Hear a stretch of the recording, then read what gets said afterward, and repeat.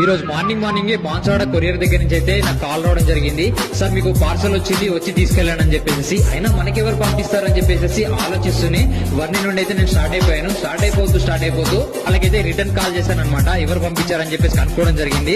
So వాళ్ళు అన్నారు రావు గారి భోజనం పిట్లం సిద్ధాపూర్ నుంచి అయితే సార్ మీకు పార్సల్ వచ్చిందని చెప్పేసి అన్నారు.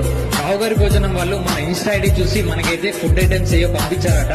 సో నేను ఇంకా డీటెయిల్ గా కనుక్కున్న తర్వాత తెలిసింది ఏంటంటే రావు గారి భోజనం వీళ్ళ దగ్గర అయితే veg and non veg pickles అన్ని దొరుకుతాయట. అలాగే చాలా varieties of home made snacks and foods అయితే వీళ్ళ దగ్గర దొరుకుతాయంట.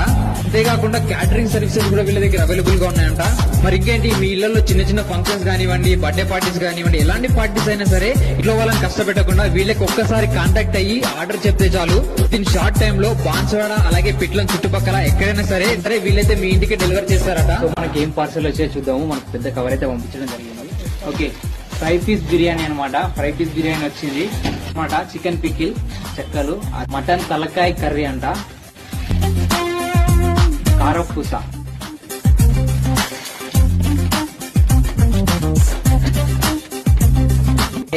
పికిల్ అనమాట. చికెన్ పికిల్ ఏంటంటే ఎక్కువ మనకి పచ్చళ్ళలో ఆయిల్ ఉంటది కాబట్టి ఆయిల్ కొంచెం కూడా లీక్ కాకుండా లోపల నుంచి ఒక కవర్ లో ప్యాక్ చేసి, అలాగే పైనుంచి కూడా ఇంకొక కవర్ తో కంటే లీక్ కాకుండా ప్యాక్ చేసి ఇవ్వడం జరిగింది.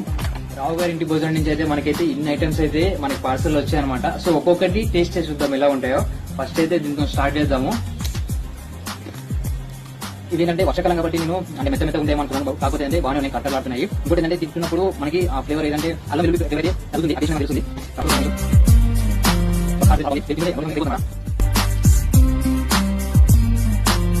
బిర్యానీలో గ్రేవీ లేకపోయినా సరే మసాలాతో అయితే చాలా బాగుందన్నమాట. టేస్ట్ చేద్దాం చికెన్ పచ్చడిని ఎలా ఉందో.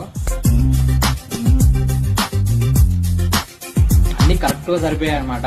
కాకపోతే పీస్ అనేది కొంచెం గట్టిగా ఉంది. ఈ పచ్చడికి ఏంటంటే ఆయిల్ లో కొంచెం ఎక్కువసేపు డీప్ ఫ్రై చేస్తారు కాబట్టి పీస్ అనేది కొంచెం ఉంది. అంతకు మించి సూపర్ ఉంది టేస్ట్ అయితే. మటన్ తలకాయ సూప్ అంట. నేను ఫస్ట్ టైం ఇప్పటికి ఎప్పుడు తినలేదు. ఒకసారి టేస్ట్ చేద్దాం. ఒక్క తలకాయ సూప్ తప్ప నాకైతే పంపించిన ప్రతి ఒక్క ఐటమ్ అయితే చాలా టేస్టీగా అనిపించింది అనమాట. ఆ తలకాయ సూప్ కూడా ఏంటంటే నేను ఫస్ట్ టైం ఇప్పుడు టేస్ట్ చేయడము. సో ఆ టేస్ట్ ఎలా ఉంటుందో నాకు తెలియదు కాబట్టి అదొకటి కొంచెం నాకు ఎలాగో అనిపించింది. నా మాటల్లో కాదు, మీరు కూడా ట్రై చేయండి. టేస్ట్ చేసిన తర్వాత కామెంట్ లో చెప్పండి అనమాట టేస్ట్ ఎలా ఉందో.